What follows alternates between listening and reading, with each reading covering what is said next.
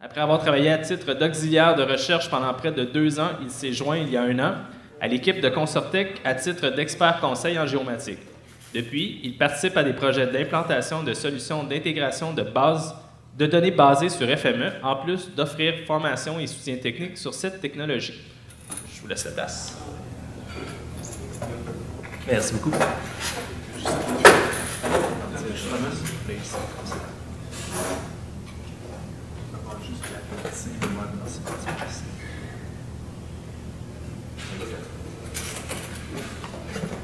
Bonjour à tous, merci d'être là. Donc aujourd'hui, je vais vous présenter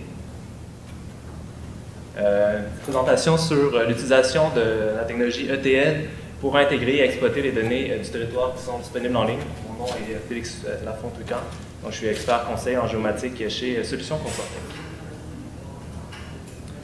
Petit plan de présentation rapidement, dans le fond, donc je vais présenter l'objectif de la présentation d'aujourd'hui. Également, démystifier peut-être un petit peu le principe du fonctionnement du ETL et comment FME utilise ce type de technologie-là, pour ceux qui ne connaissent pas ce type de technologie-là. Également, présenter quelques sources de données satellites disponibles en ligne. Mais le cœur de la présentation va être axé sur une démonstration de FME et comment on peut utiliser les images satellitaires pour produire un modèle numérique en 3 dimensions et finir avec une petite conclusion. L'objectif ici va être de transformer justement des données d'imagerie satellitaire brute en un modèle 3-dimensionnel pratique. C'est un petit peu foncé ici, mais on a Sherbrooke qui est juste là ici et qui, à côté de Magog, et cherchait dans le fond à avoir le parc du mont Arthur. Principe de fonctionnement du ETL. Est-ce que quelqu'un connaît le ETL ici? Une personne, mon boss. Bonne chose. Deuxième personne, ok, 3, 4, plusieurs personnes. Dans le fond, le ETL, c'est un acronyme pour Extract, Transform and Load. C'est des logiciels qui servent à la conversion et à la transformation de données. Donc, on part d'une donnée source ici, dans le cas d'aujourd'hui, l'imagerie satellitaire, mais ça peut être aussi des données sur le cloud ou sur Internet, ou des données fichiers ou venant d'une base de données. On envoie tout ça dans un processus de transformation ou de conversion de données. Et à la fin, on produit des nouvelles données où on peut reproduire dans le même format qui a été créé à la base. Donc, on produit des données pour l'utilisation, pour l'édition, on produit des cartes et des données à partager avec les utilisateurs. FME, dans le fond, c'est un logiciel ETL, mais qui est axé sur le traitement de données géomatiques. Donc, c'est vraiment le plus puissant à ce niveau-là. C'est aussi un acronyme pour Feature Manipulation Engine. Ça a été créé par la compagnie Safe Software qui vient de Vancouver. Donc, l'avantage de FME, c'est vraiment de faire la transformation et la conversion de données de type géomatique. Les données qui sont disponibles en ligne, dans le fond, donc pour tous ceux qui font de la gestion du territoire, d'analyse d'images satellitaires, auront sûrement déjà été chercher de l'information sur GeoGratis, de Ressources naturelles Canada. Sinon, le site du USGS aussi est une bonne source. La compagnie Planet de Californie est également maintenant un nouveau diffuseur de données satellitaires et a fait une certaine intégration avec FME. Il y a également un démonstrateur monté avec FME Server qui va être dans le fond la source des données que je vais présenter aujourd'hui. Je vais aller d'ailleurs lancer ma requête ici. Donc, c'est une interface très simple en ligne que les gens de Safe Software ont construit. Donc, qui permet d'aller chercher de l'imagerie satellitaire venant de Landsat 8 et de Sentinel-2 ici. On peut paramétrer le pourcentage de couverture de données qu'on veut et également le pourcentage de couvert nuageux qu'on cherche à obtenir. Donc, pour aller chercher mes données du mont Harford, je me suis simplement déplacé sur la carte ici. Je vais zoomer un petit peu pour que ce soit plus rapide. Et puis, j'ai été me mettre un repère au parc ici. Et j'ai lancé la requête. Donc, pendant que la requête est traitée, je vais poursuivre la présentation. Également d'autres sources de données aussi qui sont disponibles. Faire 2 démonstrations avec FME. Donc, une première qui va chercher la donnée directement sur le site web de Planet. Et leur jeu de données gratuit en ce moment est en Californie. Et dans un deuxième temps, je vais répéter le même exercice, mais avec les données du satellite Sentinel au Morpher avec la requête que j'ai lancée ici.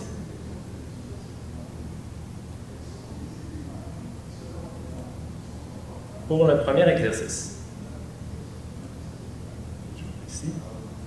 Donc, en ce moment, on est dans, pour ceux qui ne connaissent pas FME, on est dans FME Workbench, qui est l'application de construction de processus automatisés de FME. Donc, le processus a déjà été construit, c'est une démonstration de Safe Software ici, et je vais vous expliquer comment il fonctionne après avoir lancé le calcul. Donc là, je suis en train de lancer le traitement. On lit dans un premier temps nos données au-dessus de la région de Los Angeles ici, et on va chercher avec un Custom Transformer qu'on appelle ici, le modèle numérique de surface qui va être utilisé pour déposer l'imagerie satellitaire par-dessus. Entre-temps, l'imagerie satellitaire suit également un traitement parallèle, donc on retire les pixels noirs de nos data et puis on crée une mosaïque à partir de cette image-là pour faciliter le rafraîchissement. Une fois qu'on reçoit le modèle numérique de surface ici, quand il va sortir, la connexion va aller dans un générateur de tint, un tint generator, pour créer la surface en 3 dimensions. Et puis, on combine les deux ici avec ce qu'on appelle un appearance setter pour les amener ensemble et puis voir le modèle en 3D. Donc, le calcul est en cours. On peut voir ici en bas, c'est le log qui résume chacune des étapes qui sont en train d'être exécutées. La requête est live en ce moment. Elle va chercher l'information sur le site web. Et puis, à la fin, ça va nous sortir dans ce qu'on appelle le Data Inspector, qui est l'instance de visualisation de données de FME. Donc, FME permet de construire les processus, mais permet aussi de visualiser la donnée. Et puis, une de ses grandes forces, c'est la quantité de formats que FME peut gérer, au-dessus de 300 formats différents. Donc, si on a des shapefiles, si on a des géotifs, mais si on a aussi du Mapinfo ou du AutoCAD, on peut tout travailler avec dans ce logiciel-là. Et avec le Data Inspector qui ouvre à l'instant, on peut aussi toutes les visualiser. Donc, si vous devez travailler avec des clients ou des partenaires qui n'ont pas nécessairement les mêmes formats de données que vous, FME va vous permettre quand même de voir la donnée et de travailler avec. Le Data Inspector me permet d'aller voir la donnée ici, et puis on peut voir que l'image satellitaire a bien été déposée sur le modèle de surface ici. Donc on peut se promener avec ça. Il faut évidemment apprendre à naviguer là-dessus pour bien comprendre comment on voit. Maintenant, je vais répéter le même processus, mais pour les données, avec des données plus locales, peut-être que ça va vous permettre de vous situer un peu plus. Donc, ma requête a été terminée ici, sur la page web de tout à l'heure, et puis j'ai une sélection d'images que je peux aller chercher. Dans ce cas-ci, j'étais allé chercher les données de Sentinel, autour du Morpher ici. J'ai été ouvrir simplement le fichier répertoire et j'ai chacune des images en JPEG 2000 pour chacune des bandes spectrales ici. Et j'ai également la possibilité d'aller chercher un preview, dans le fond, qui est une image compressée qui va être plus facile à utiliser pour une requête plus rapide. Je vais maintenant ouvrir l'autre processus ici. Donc, je l'avais déjà construit en partie. En premier lieu, vu que nos imageries satellitaires sont toutes en bandes séparées, j'ai dû les ajouter individuellement pour créer mon composé coloré couleur vraie. Donc j'ai mon RGB ici, dans le fond, la bande bleue B02, la bande B03 pour le vert et la bande 4 ici pour le rouge. Par après, ce que je fais, c'est que j'assigne les couleurs avec ce transformer-là ici qui s'appelle Raster Band Interpretation Courser. Donc lui va je vais lui dire, OK, cette bande-là correspond à du bleu, et puis l'autre, le 16, et le 16, le vert, et puis ici, le rouge 16, c'est pour 16 bits, ici. Et avant de combiner les 3 images ensemble, je vais devoir leur donner un petit attribut qui va donner l'ordre à laquelle ces images-là doivent arriver pour créer le composé couleur réel. Je vais lancer ça pour voir une première fois qu'est-ce que ça donne en sortie ici. Ici, j'ai ajouté ce qu'on appelle un calculateur matriciel. afin d'éclaircir l'image qui va arriver parce qu'elle était vraiment foncée ici. Donc pour chacune des bandes spectrales ici, je les prends et je les multiplie avec un facteur pour éclaircir le pixel dans le fond. Et ce facteur-là est en paramètre pour le processus ici, donc je peux changer à chaque fois. Et comme c'est un petit peu plus foncé au projecteur, je vais augmenter le facteur d'éclaircissement ici pour qu'on puisse mieux le voir. Et puis je vais d'ailleurs le relancer, mais avec le preview pour que ce soit un peu plus rapide.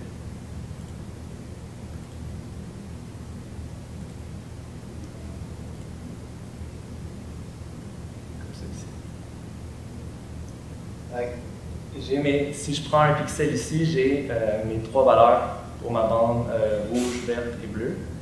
Et puis, j'ai maintenant mon image matricielle qui est là ici, mais de moins bonne résolution vu que j'ai été chercher le preview à ce moment-là. Pour compléter l'exercice qu'on a eu tout à l'heure, je vais aller ajouter le Custom Transformer qui est dans le fond, ce que c'est un Custom Transformer, c'est un outil préfet d'autres transformers qui automatise une sous-section de processus. Et celui-là est disponible sur ce qu'on appelle le FME Hub, donc un espèce de catalogue où les gens qui travaillent avec FME peuvent partager leurs petits outils qu'ils ont développés eux-mêmes. Pour lui, je vais devoir lui donner ajuster un petit peu le paramétrage au niveau du nombre de tuiles qui doit être généré. Je passe un petit peu les détails ici.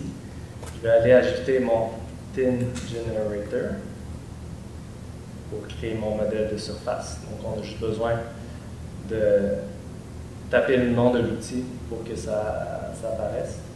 Et j'ajoute une tolérance de surface pour uniformiser le tout ici rapidement. Ce qu'il me reste à faire simplement, c'est d'ajouter un Appearance Setter à la fin pour venir jumeler l'imagerie satellite et le modèle numérique de terrain ici. Là, par contre, on a, dans le principe du ETL, on a l'extraction qui est là ici, et on a la transformation, mais on n'a pas le L, le load. Donc, à ce moment-ci, je pourrais créer, décider, OK, bon, ben, j'ai eu mon imagerie satellitaire ici, je veux créer un géotype à partir de ça, une fois que tout est combiné. Donc, je vais ajouter mon writer ici, géotype. Et je vais enregistrer ça dans mon dossier ici. Parfait.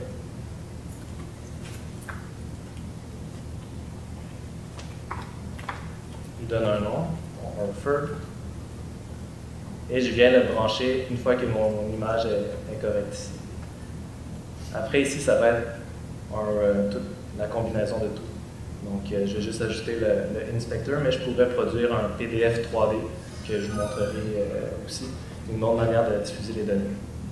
Donc, comment le module qui va chercher le modèle numérique de terrain fonctionne, c'est qu'il a besoin d'aller, il suffit aux coordonnées de l'image géoréférencée. Donc, pour que ça fonctionne, je vais aller chercher les vraies bandes spectrales ici, avant de lancer le processus. Vous remarquerez qu'il y a des notes et des couleurs dans le processus ici. C'est ce qu'on appelle les signets ou les bookmarks. Donc, ils sont très utiles pour comprendre et sous-diviser le processus, du moins au niveau de la documentation. Donc, ici, je dis, bon, ben, je suis en train d'assigner les couleurs à cet endroit-là. Je crée un ordre pour le tri des images, pour qu'au moment de la création de l'image, le rouge arrive en premier, le vert en deuxième et le bleu en troisième pour faire le RGB dans le fond. Et puis tout ça après passe ensemble dans le facteur d'éclaircissement qui est ici. Je vais rajouter ça, je pense que ça faire un petit bug. Par après, une fois que l'image est faite, justement, bon, ben, on l'écrit en géotype ici, on peut l'utiliser pour d'autres fonctions. Et simultanément, on va chercher le modèle numérique de terrain, juste ici.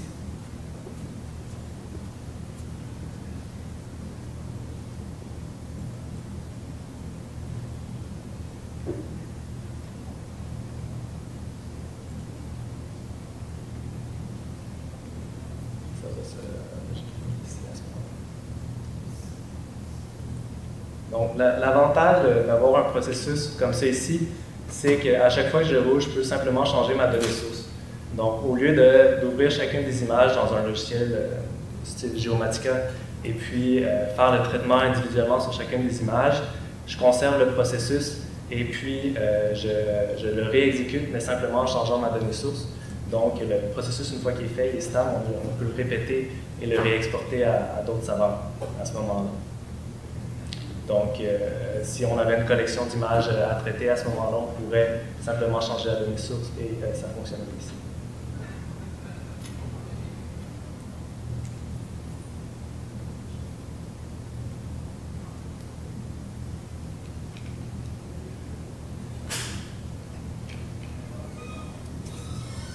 Ça prend un peu de temps, c'est plus lourd les formats matriciels. Mais on peut voir ici qu'il y a un certain pourcentage de complétion qui se fait en même temps.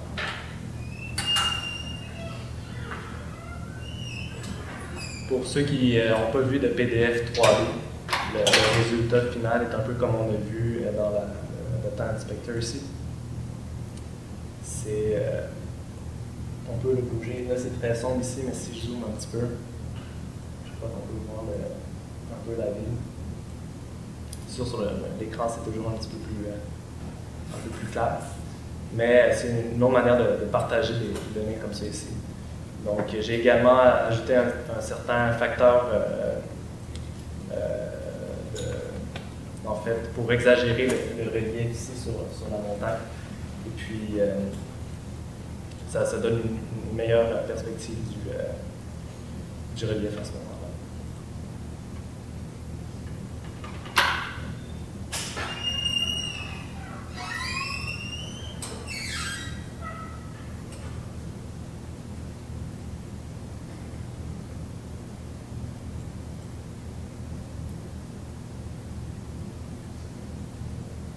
Donc, ce qui est vraiment agréable aussi d'utiliser ce logiciel-là, c'est qu'on n'a pas besoin de connaissances de programmation pour construire les processus. Donc, chacun des outils ici, chacun des transformers, l'utilisation et le nom de l'outil, dans le fond, c'est assez simple et assez clair.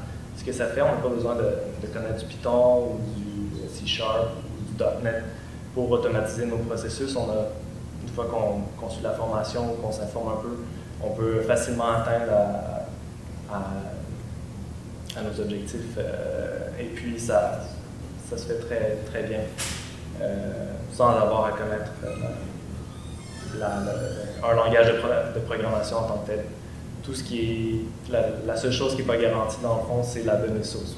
Donc, ça se peut que la donnée source soit à corriger pour avoir un résultat intéressant à la fin, mais on peut également utiliser un processus de FME pour corriger la donnée s'il y a des corrections systématiques qui doivent être faites.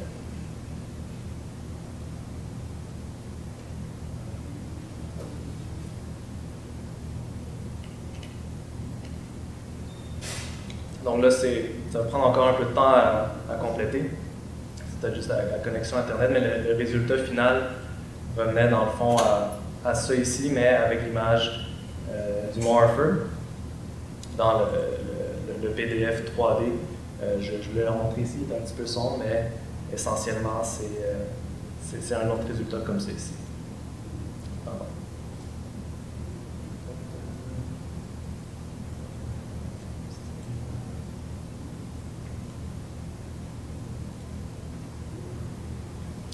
Donc, en conclusion, cette petite démonstration-là rapide a été bon. Voilà, il arrive ici. Puis, un petit problème d'affichage.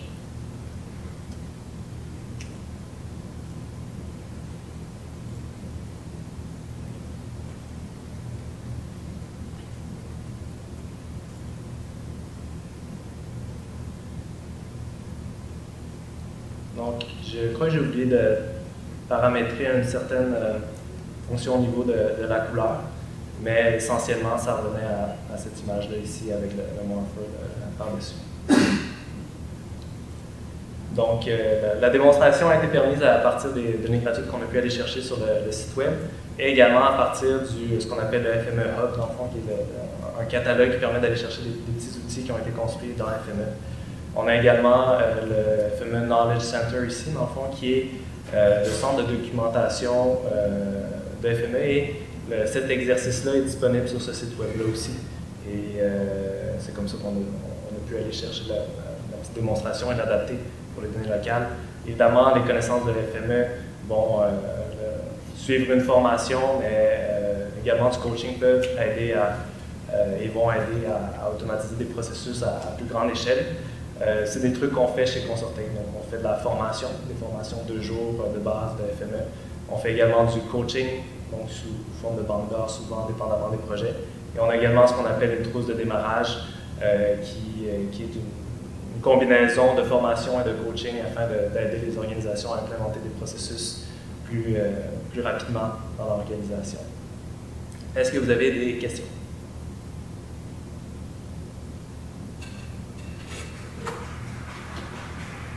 Oui. Dans le fond, l'application, c'est les modules qui sont, les algorithmes qui sont dans les modules, on les lance, puis c'est tout? Oui. Comment ça fonctionne, c'est très, très visuel. On passe d'une donnée source ici qu'on lit, donc dans les blocs jaunes ici, et puis ici, c'est comme un algorithme. On le voit pas concrètement, le code de l'algorithme. On connaît sa fonction et on peut ajuster les différents paramètres à l'intérieur. Et ça applique un traitement à la donnée à ce moment-là. Toute la donnée qui passe dans cet outil-là est traitée de la même manière selon les paramètres qu'on fait ici. C'est que l'application lit la tête de l'image satellite avec tous ces paramètres de métadonnées. Elle fait automatique. Oui, là en ce moment, les métadonnées sont en XML. Je ne les ai pas intégrées à l'image ici, mais le JPEG 2000 contient le géoréférencement de l'image.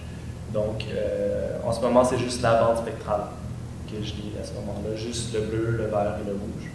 Mais pour que le logiciel comprenne c'est quelle bande, je dois l'assigner d'abord, ce que je fais au truc ici.